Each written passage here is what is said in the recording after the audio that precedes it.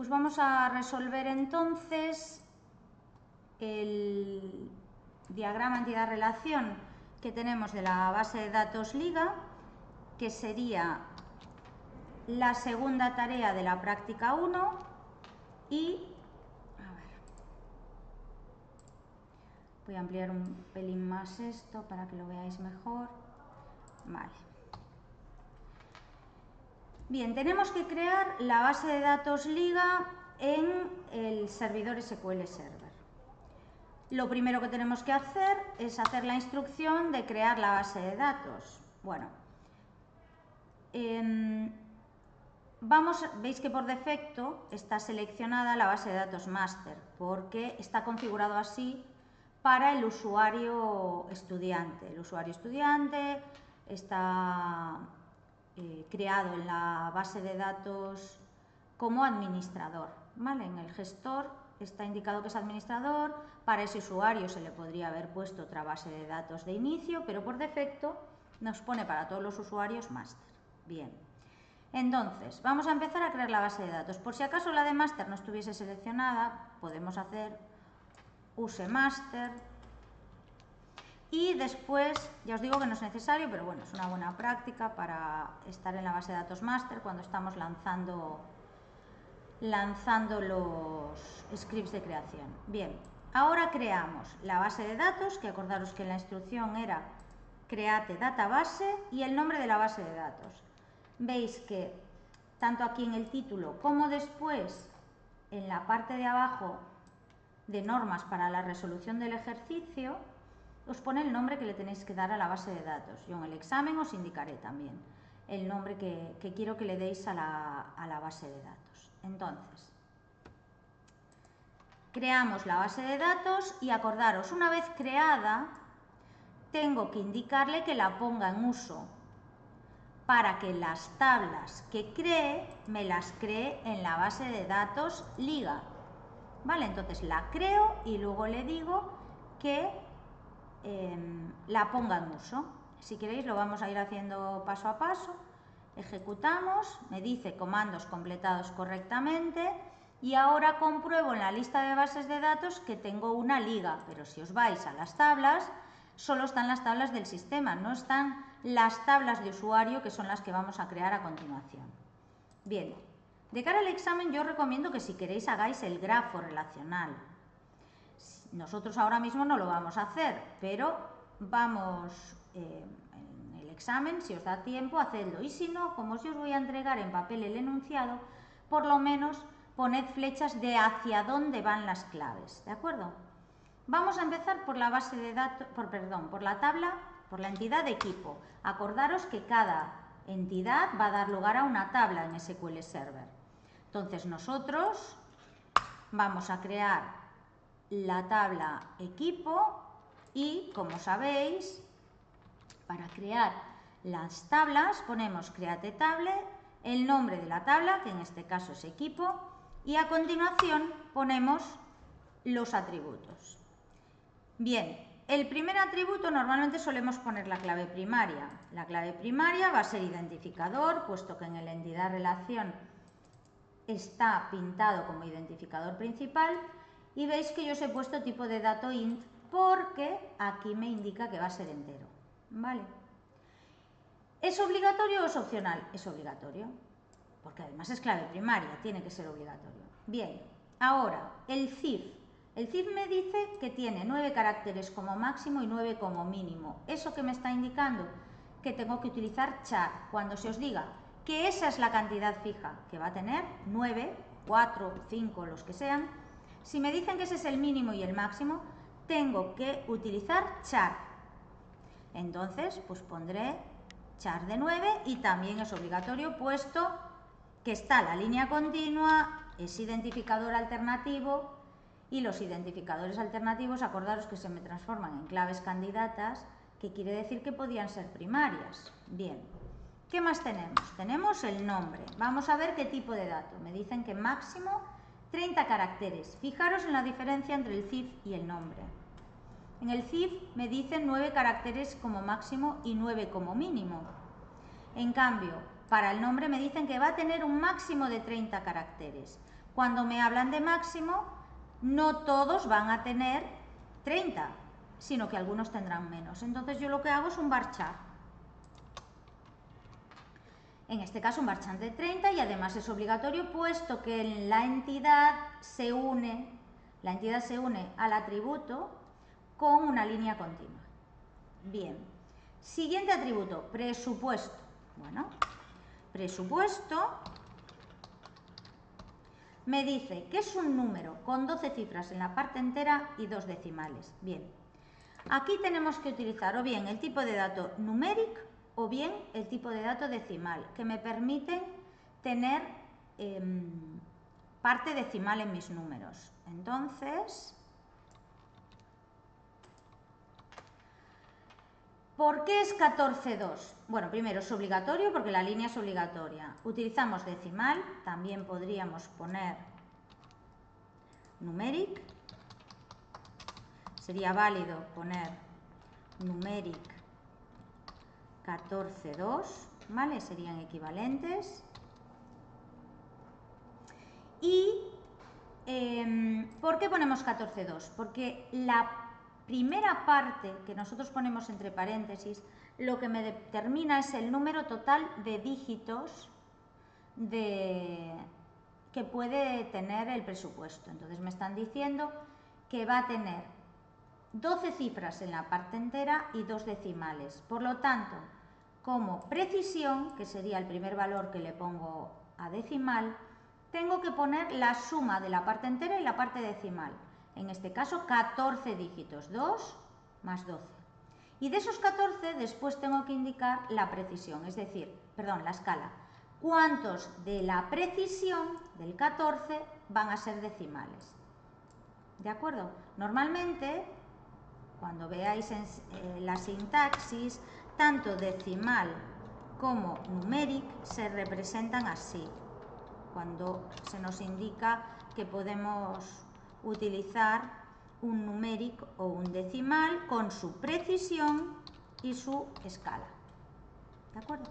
Entonces, ya tenemos el presupuesto. Una vez que tenemos los atributos que están pintados directamente enganchados a equipo, ¿cuál sería el siguiente paso?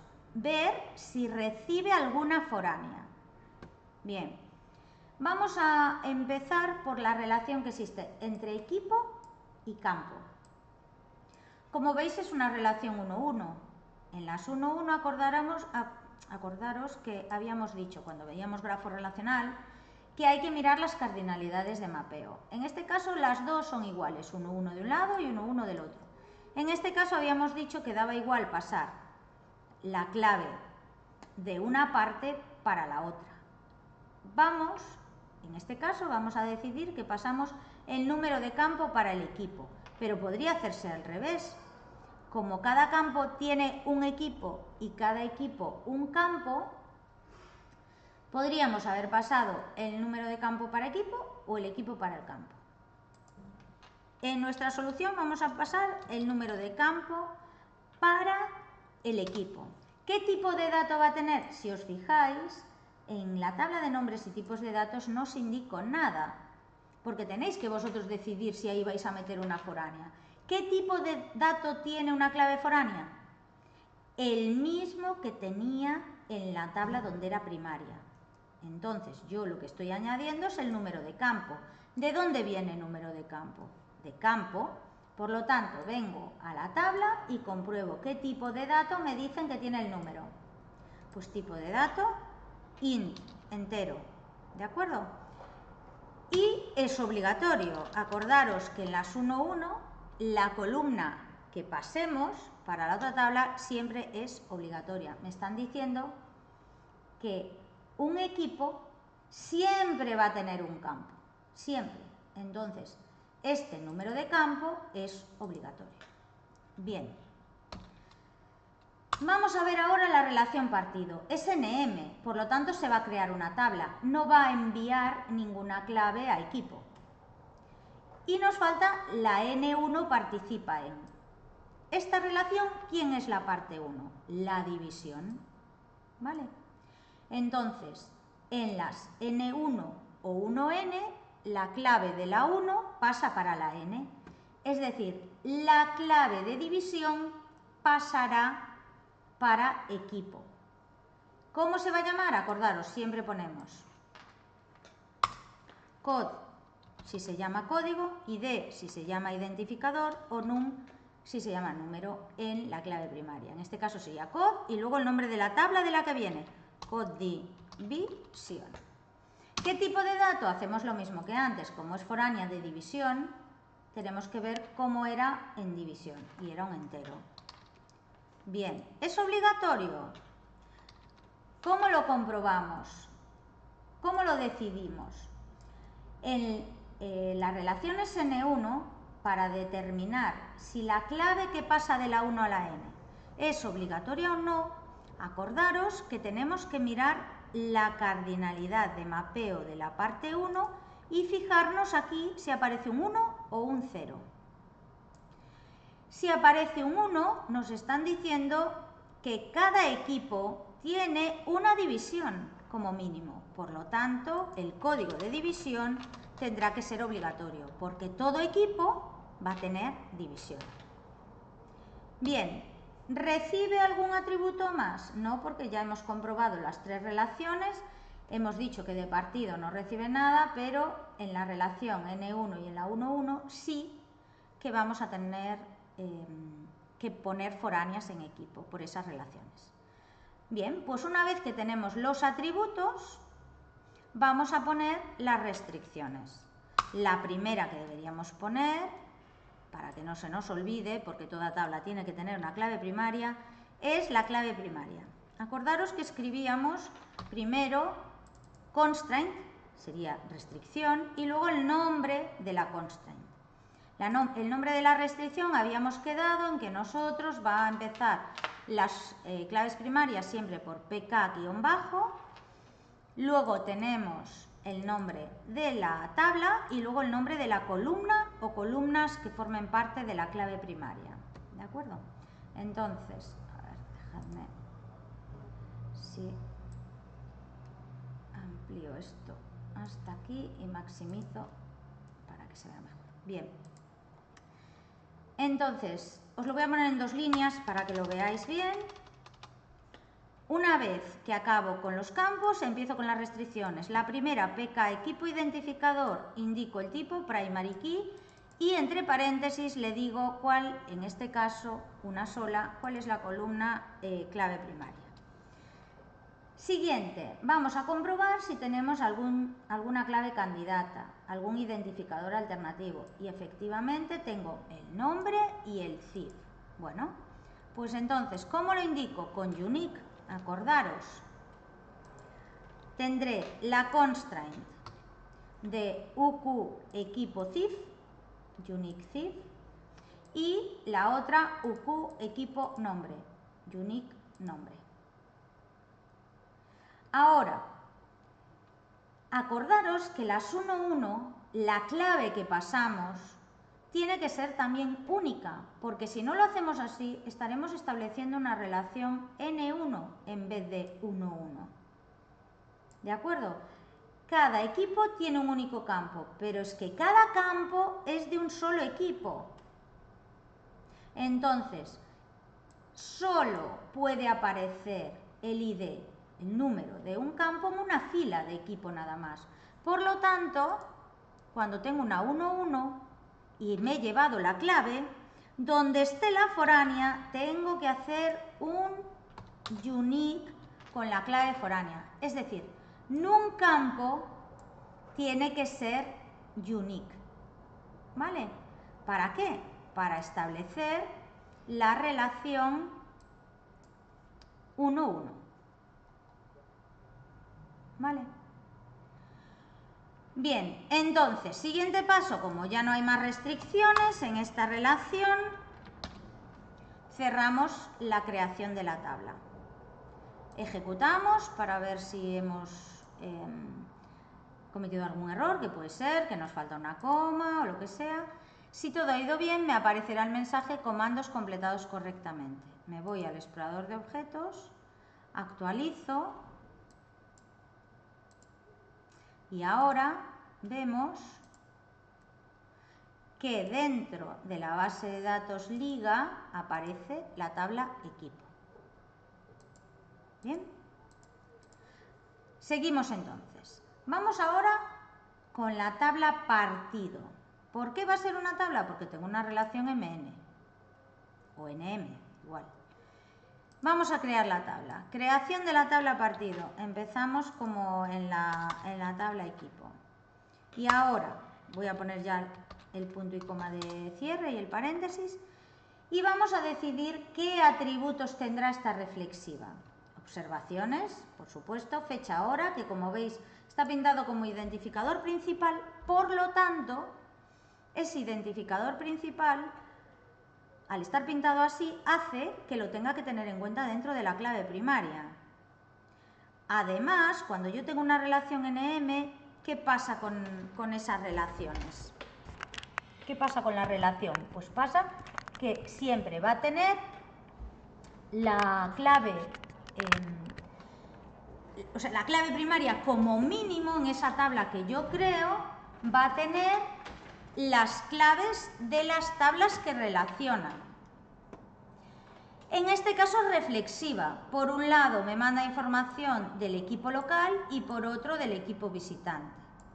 La clave se llama identificador. Entonces voy a tener que pasarle el ID del equipo local y el ID del equipo visitante. Vamos a ver. Van a ser int los dos porque eran int y de equipo local. Veis que tiene que ser int porque en equipo la clave era int y es obligatorio, va a formar parte de la clave primaria. Y ahora ponemos también el equipo visitante. Esos dos atributos, acordaros que cuando yo tenga una NM, la clave primaria tiene que estar formada al menos por las claves que trae de las tablas que relaciona. Cuando es reflexiva, nosotros tenemos que pensar que es igual a que si tuviésemos, por un lado, una entidad de equipo local y otra entidad equipo visitante. Por eso me llevo el ID del equipo local y el ID del equipo visitante, los dos obligatorios porque van a formar parte de la clave primaria. Luego, fecha hora. Al decirme fecha hora, el tipo de dato que tengo que utilizar no me lo va a decir aquí, pero yo lo que tengo que hacer es un tipo que admita fecha y hora. Por lo tanto, como fecha hora del partido, puedo escoger small date time o también date time. Podríais poner esto o también date time. La diferencia es el rango de fechas que se puede representar con ese tipo de dato, pero que con un small date time nos llegaría.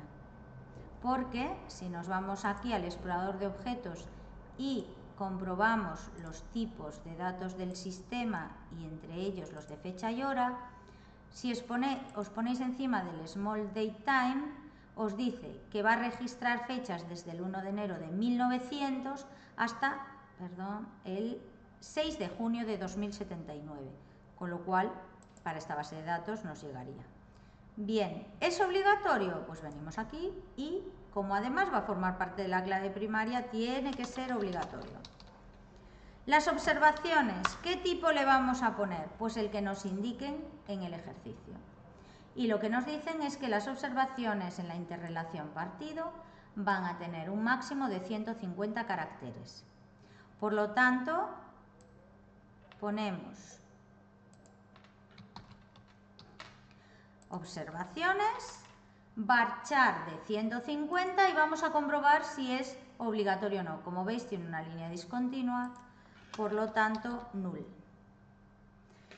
¿Qué tenemos que hacer ahora? Las restricciones. Constraint, pk, ¿cómo se llama la tabla? La tabla se llama partido. Aquí ya sabéis que podéis poner mayúsculas, minúsculas, no hay problema. PK partido. ¿Y quién es la clave primaria? El ID equipo local. Podéis ponerlo todo o dejarlo sencillamente así, ¿eh? Cuando el nombre es muy largo, podemos obviar poner el nombre de las columnas, ¿vale? Porque en este caso, ¿quién es clave primaria? La clave primaria la forman las tres.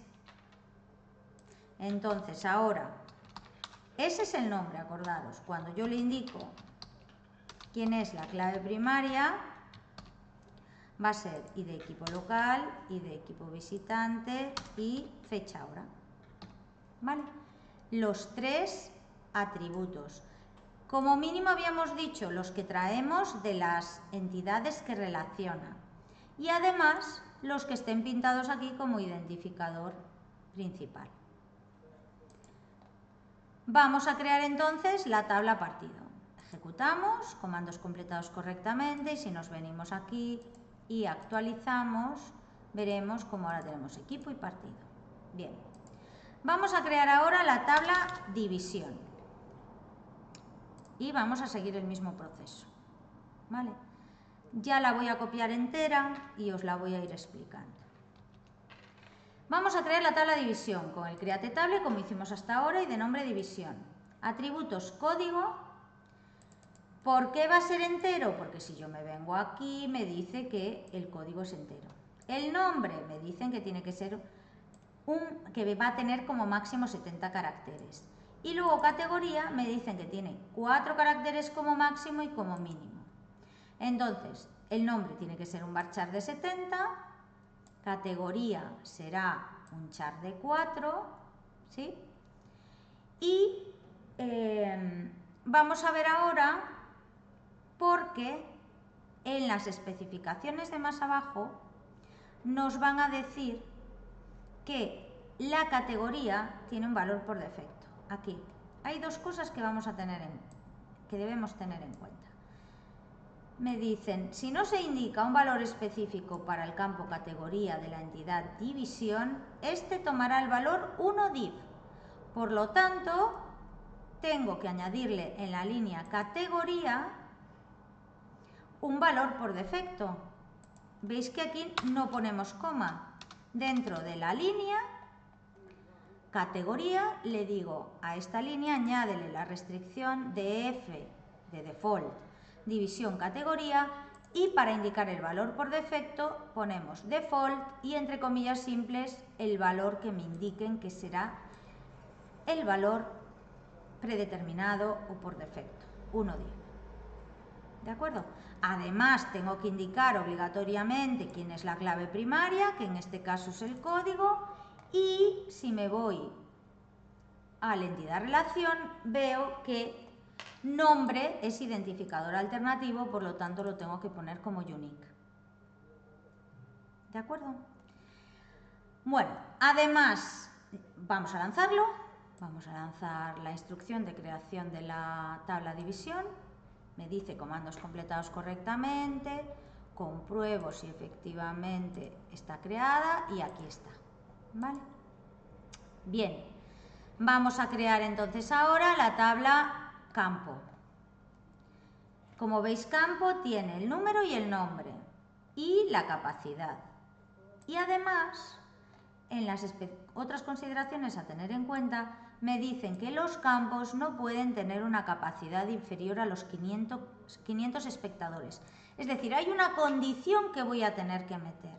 Acordaros que las condiciones las hacíamos con los checks. Entonces, creamos la tabla y esta tabla tendrá, vamos a entidad relación de nuevo, el identificador principal que es número, que es un entero, si os fijáis aquí, entero, el nombre que es un varchar de 100, máximo de 100 caracteres, y la capacidad que también me dicen que va a ser un entero. Entonces, número obligatorio porque es identificador principal, nombre obligatorio porque es alternativo y capacidad tiene una línea, por lo tanto es obligatorio. Clave primaria, PK campo, número, primary key, número. El nombre es identificador alternativo, tengo que poner un unique. Y ahora en la constraint, en la última constraint, tengo que indicar el check en el que me decían que los campos no pueden tener una capacidad inferior a los 500, es decir, que la capacidad mínima son 500, la capacidad tiene que ser mayor o igual a 500. ¿Cómo lo indicamos? CHK- para indicar que es un check. Y luego tenemos que podemos poner el nombre de la tabla, campo, y a continuación ponemos una descripción de lo que se está controlando en ese check, ¿de acuerdo? En este caso, ¿qué estamos controlando? La capacidad mínima, que la capacidad mínima es 500. ¿Cómo lo hago? Pongo check y en el paréntesis pongo la condición que quiero que cumplan los datos de los campos. En este caso, que la capacidad mínima es 500, o sea, capacidad mayor o igual a 500. Ejecutamos, comandos completados correctamente, vamos aquí a actualizar y veis cómo aparece campo. Bien, habíamos dicho, una vez que tenemos las tablas creadas, lo siguiente es las claves foráneas o ajenas. Bien, vamos a empezar por equipo. Si os acordáis, en equipo teníamos dos foráneas, nuncampo y codivisión. Bien, pues vamos a tener que añadir dos restricciones clave foránea. ¿Cómo lo hago? Hago un alter table de la tabla equipo. ¿Qué voy a añadir en equipo? Pues voy a añadir una constraint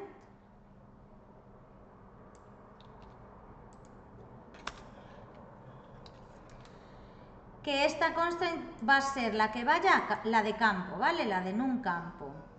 FK, vamos a ver aquí, que lo teníamos aquí, en equipo acordaros que habíamos metido el codivisión y el nuncampo. ¿Cómo se va a llamar la foránea? FK, primero pongo la tabla en la que estoy, luego la tabla de la que viene la foránea y a continuación el atributo clave foránea. Después ponemos que esa constraint es una foreign key. Siempre lo hacemos, ¿no? Cuando tenemos una clave primaria ponemos constraint, el nombre de la clave y luego el tipo de restricción. Bueno, pues aquí lo mismo. Constraint, el nombre de la clave foránea y a continuación el tipo foreign key y el atributo que es foránea. Y luego le tenemos que decir a dónde referencia, de dónde viene, a dónde apunta. Es decir, lo que hacemos en el grafo relacional con la flecha. Pues referencia a la tabla campo y el atributo se llama número. Una vez que tenéis esto, que tenéis el nombre de la foreign key, es muy fácil completar el references, porque lo que vamos a poner es el nombre de la tabla, que lo tenemos aquí, campo, campo, y a continuación el nombre de la clave primaria en campo, que normalmente lo que tendremos que hacer será completar la abreviatura que hemos puesto ahí, ¿vale? Y después nos faltan el onUpdate y el onDelete, que son en el grafo relacional el borrado y la modificación. ¿Dónde se nos indica en el ejercicio? Pues en la última parte nos dicen borrar datos relacionados con otros. No se podrá borrar ningún dato si está relacionado con otro.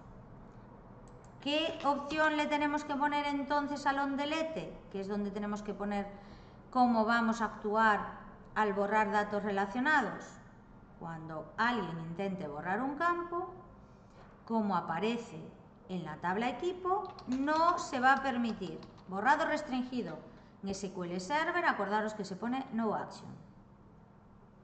Luego me dice, si se actualiza el valor de cualquier clave primaria, su valor se verá actualizado al nuevo en las demás tablas, excepto en la de los partidos.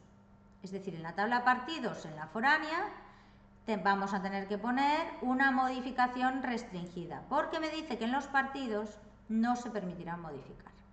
Bien, entonces pondremos un update cascade y on delete no action. Acordaros que on delete no action lo podríamos quitar, esa línea, porque es la opción por defecto. Bien, esta es la primera constraint. Si os fijáis, aquí yo lo que estoy añadiendo es una constraint, pero puedo seguir añadiendo más. De hecho, tengo que añadir otra foránea en la tabla equipo. Acordaros que en equipo tenía un campo, que es la que acabamos de hacer, y code división. Bien, ya la voy a seleccionar. Entonces, ¿qué tengo que empezar a hacer? Empiezo constraint, igual que para la anterior. Fijaros que lo que he hecho, en vez de volver a poner alter table equipo add, es poner una coma y a continuación escribir la siguiente foránea. En este caso sigo en la tabla equipo, pero ¿a quién va a apuntar? A la tabla división. Y ahora pondremos esto de aquí. Foreign key. ¿Quién será la foreign key? ¿Quién es la foránea? Code división. ¿Qué tabla? División. ¿Y cómo se llama? Código. Acordaros que decíamos, cojo esta parte que es la tabla y el atributo, que sería código. Y el borrado y la modificación van a coincidir con la anterior, porque el borrado me dice que no se puede borrar ningún dato y la modificación, salvo en las de partido, va a ser siempre en cascada. Bien, vamos a lanzarla para ver que no ha habido, bueno, que lo hemos hecho bien, que no tenemos ningún error. Vale, comandos completados correctamente. Bien. ¿En qué otras tablas tenemos foránea? En campo no. ¿Veis que no hay ningún id, num, code, pero ni en campo ni en división, pero sí que tenemos en partido. Por lo tanto, tendremos que hacer un alter table partido, igual que hicimos con equipo. ¿De acuerdo? Bien, pues vamos allá. Alter table partido, add, y ahora empezamos. Constraint, ¿cómo se va a llamar? FK partido, que es la tabla en la que estoy. ¿Y de dónde viene la primera foránea? Acordaros que en partido tenemos dos foráneas, id equipo local e id equipo visitante. Por lo tanto, viene de equipo. ¿Y cómo se llama la foránea? Id equipo local. Y vamos a empezar a redactar, a hacer a codificar la foránea. Foreign key. ¿Cómo se llama? ID equipo local. ¿A dónde apunta?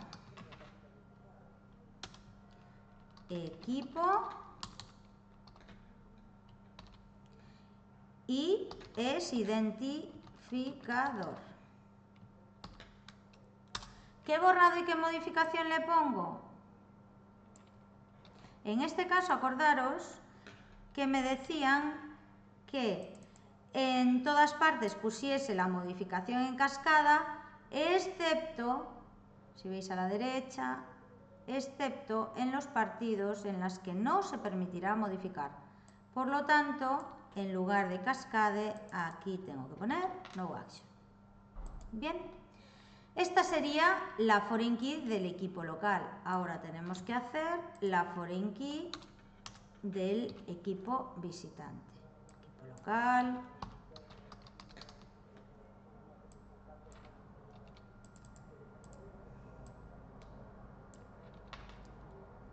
Entonces, si os fijáis, lo que hemos hecho es lo mismo que arriba, salvo que donde ponía local ponemos visitante, porque en el references la clave foránea y de equipo local viene de equipo también, ¿vale? Porque acordaros que era reflexiva. Partido recibía ID de equipo local y de equipo visitante. Las dos vienen de equipo, por lo tanto, vamos a lanzar la instrucción alter table partido, la ejecutamos, comandos completados correctamente. Y ahora, una vez que vosotros acabaseis este ejercicio en el examen, ¿qué tendríamos que hacer? O bueno, cuando hagáis en casa las prácticas, lo que ahora tenemos que hacer es el diagrama de base de datos. Entonces, os vais a la carpeta de la base de datos, que en este caso es la base de datos liga, y generáis un nuevo diagrama de base de datos. Si os sale este mensaje de que esta base de datos no tiene uno o varios de los objetos de soporte, le dais que sí, como siempre, seleccionáis las 4 tablas, agregáis, y lo que debéis hacer es intentar colocar las tablas como las tengáis en el entidad relación para comprobar si habéis hecho las cosas bien, igual que hicimos en el vídeo anterior con el de Eurovisión. Bien, fijaros que cuando estaba aquí tenía las dos líneas de las foreign keys y ahora al moverlos se han movido y se han superpuesto. No es que esté mal, ¿de acuerdo? Es que simplemente se ha puesto una encima de la otra.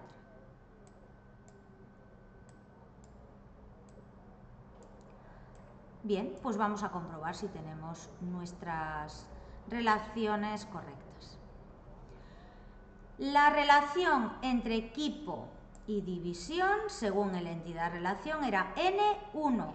En el diagrama, las N's, acordaros que eran los infinitos y los unos eran las llaves. Por lo tanto, esta relación estaría correcta.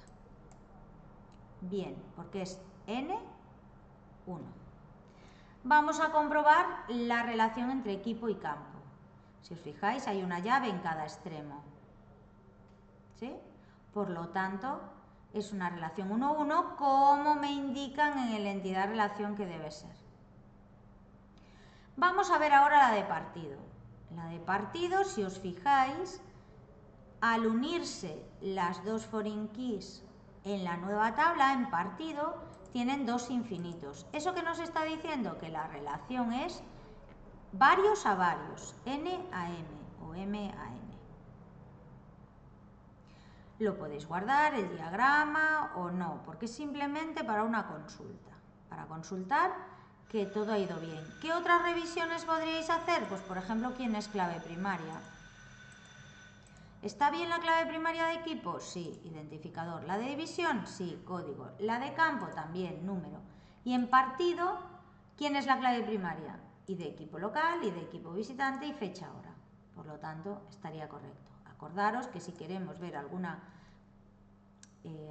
propiedad más de la tabla, podríamos poner la vista estándar que me dice si permite valores nulos o no, o incluso podríamos ir a la personalizada que me dice tipo, bueno, en este caso está configurada solo para nombre de columna, tipo de dato y si acepta valores nulos, pero por ejemplo si quisiésemos ver el valor por defecto, acordaros que en división la categoría tenía un valor por defecto, yo puedo ir a personalizada, perdón, a modificar personalizada y escoger aquí que quiero ver el valor predeterminado además. Por lo tanto ahora veis cómo me aparece como valor predeterminado 1D. Bueno, pues esta sería la solución de la segunda tarea, de la tarea en la que teníais que realizar la base de datos liga.